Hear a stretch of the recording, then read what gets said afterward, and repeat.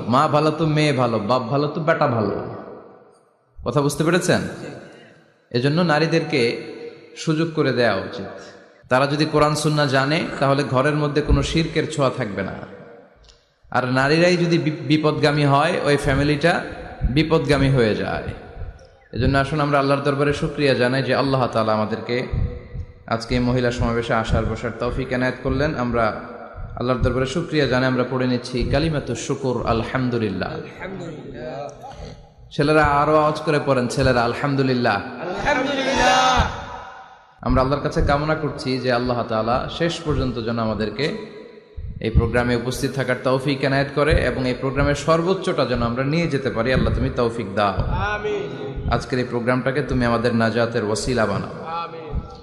সম্মানিত ভাইয়ের, আমি ছোট্ট একটা আয়াত তেলাওয়াত করেছি, ওয়াকারনা ফি বুয়ুতিকুন্না ওয়ালা তাবাররাজনা তাবাররুজাল জাহিলিয়া